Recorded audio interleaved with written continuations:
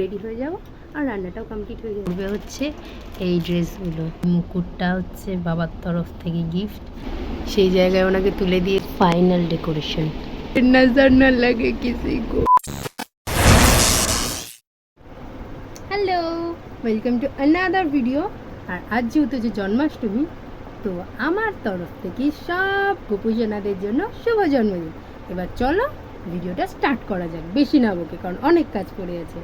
আজ যেহেতু জন্মাষ্টমী, ইন্ট্রো পরে দিচ্ছি, আগে সব কিছু করে নিই।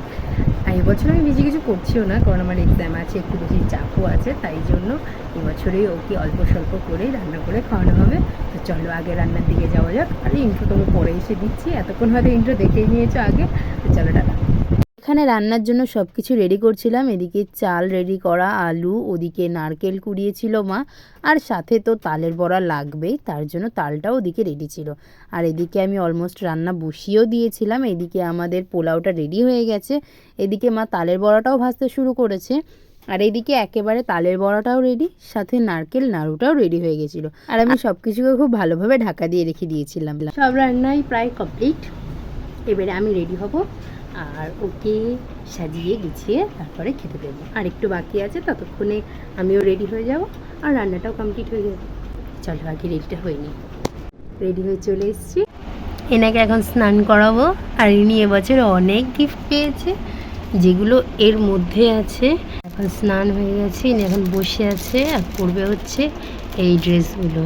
এই ড্রেসটা একজন গিফট করেছে ওনাকে।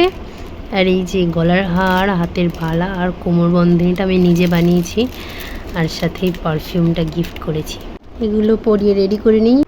এই যে সিম্পল কোমরবন্ধনী বানিয়েছিলাম আমি, সেটাই পুরো সেটটা পরিয়ে দিয়েছি, গলার হার, হাতের আর কোমরবন্ধনীটা। এবার দেখা যাক পুরোপুরি সাজানোর পর কেমন লাগে।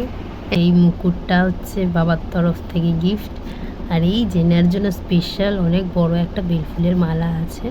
মায়ের গিফট হচ্ছে এনার পছন্দের সব থেকে দুটো খাবার মা রান্না করে দিয়েছে, সেটা তো দেখেইছো আগে। আরও দুটো গিফট বাকি আছে, এই দুটো পেয়েছে, বাট মুকুটটা তো যেহেতু মাথায় পরিয়েছি, তাই আর মুকুটটা পরানো যাবে না। এবার এটা হচ্ছে ফাইনাল লুক। কেমন লাগছে অবশ্যই কমেন্ট করবে। তো একটা চন্দনের ফোঁটা বাকি ছিল, দিন সেটাও দিয়ে দিয়েছি। এবার এনাকে এখান থেকে এখানে শিফট করব। ফাইনালি ইনি যেখানে সারাদিন বসে থাকে সেই জায়গায় ওনাকে তুলে দিয়েছি। এবার ওনার জন্য খাবারটা গোছাতে হবে। এদিকে আমি খাবারগুলোকে খুব সুন্দরভাবে সাজিয়ে গুছিয়ে রেখেছিলাম, কিন্তু একটু ডেকোরেশনটা বাকি আছে, দাঁড়াও ডেকোরেশনটা করে নিই। And this is a final decoration.